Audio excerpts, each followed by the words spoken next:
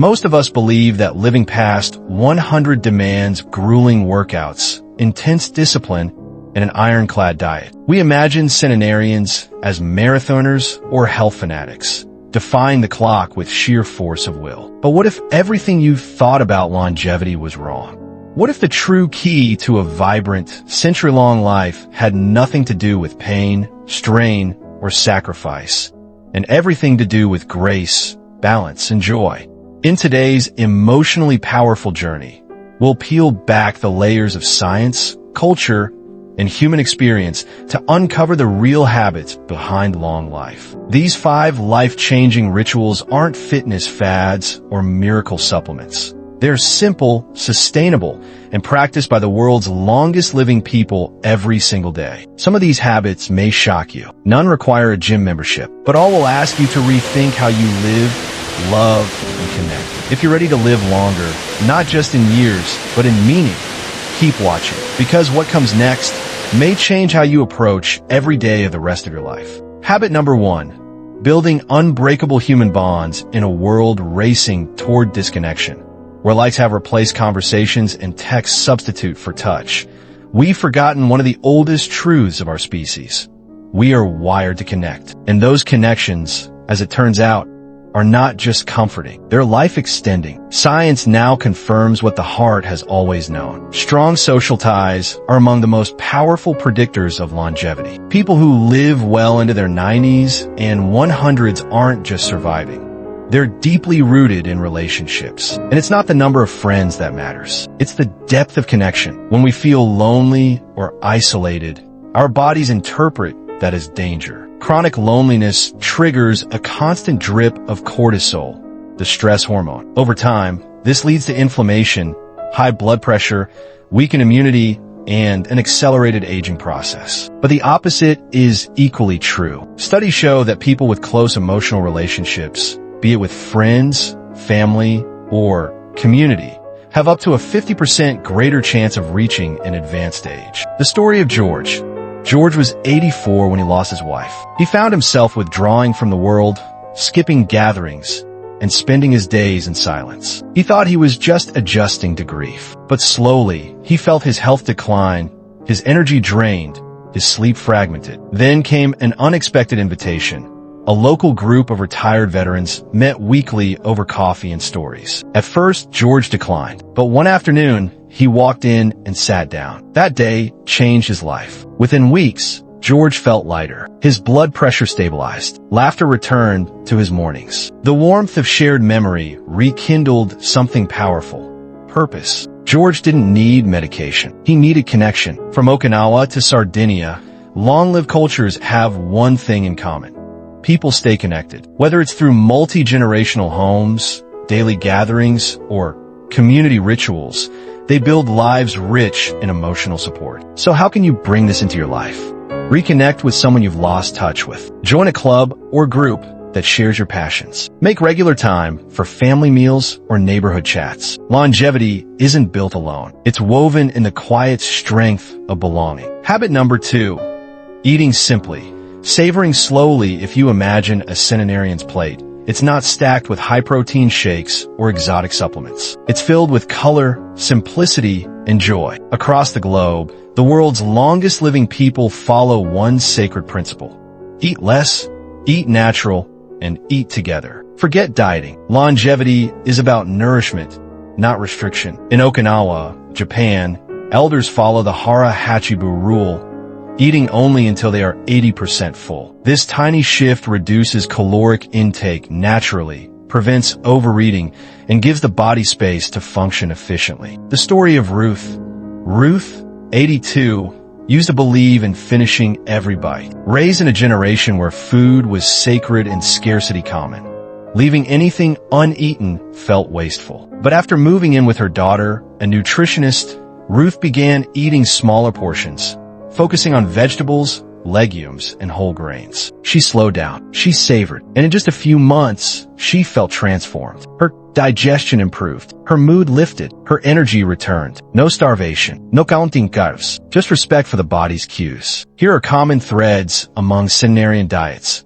Whole foods over processed snacks. Lots of vegetables, legumes, fruits, and nuts. Moderate consumption of meat, often fish. Little to no added sugar or processed oils. Eating the largest meal at midday, with light dinners or fasting before bedtime. And perhaps most powerfully, they eat with others. Meals aren't rushed events, but social rituals. Laughter at the table aids digestion. Conversations over meals build emotional wellness. To bring this into your life, focus on whole, plant-based foods. Practice portion awareness, not calorie obsession. Eat mindfully without screens. Share meals with others whenever you can. Food isn't just fuel, it's memory, culture, life. Habit number 3.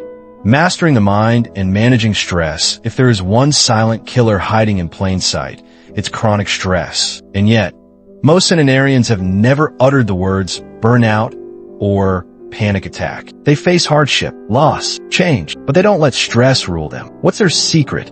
Mindfulness, ritual, acceptance. Long-lived individuals often have daily routines that allow the nervous system to relax. Morning walks, prayers, gardening, or even simple breathing exercises. They embrace slowness. The story of Leonard.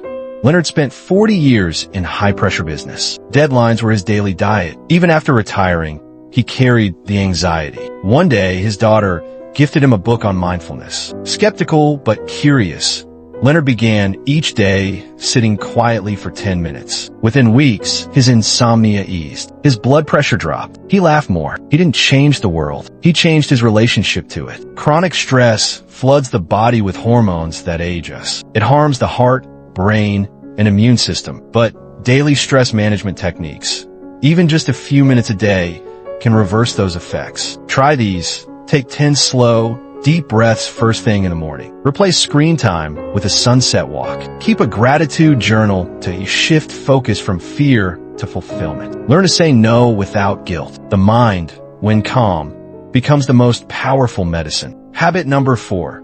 Moving naturally. Every single day in the world's longest living communities, you won't find treadmills or CrossFit boxes. You won't hear people bragging about leg day or steps logged on a smartwatch. But what you will see is movement. Gentle, consistent, purposeful. They walk, they garden, they sweep, they tend to animals. They move because life calls them to. This is natural movement, and it's at the heart of longevity. In places like Nicoya, Costa Rica, or Ikaria, Greece, elders don't retire to a recliner. They're out in the sun, climbing hills to check on the olive grove, walking to the neighbor's home for a chat, or kneeling to dig up sweet potatoes for dinner. Movement is baked into the rhythm of their day, not carved out as an obligation. The story of Lucia.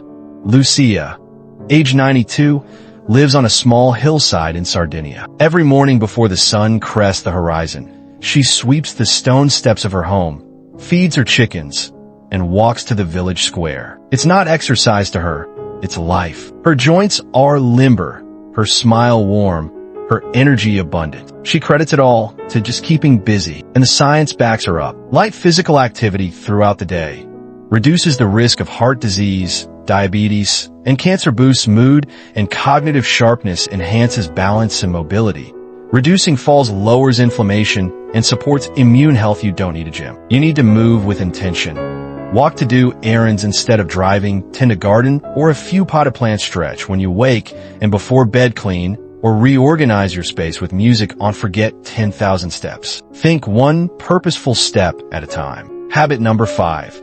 Having a purpose that pulls you forward. What gets you out of bed in the morning?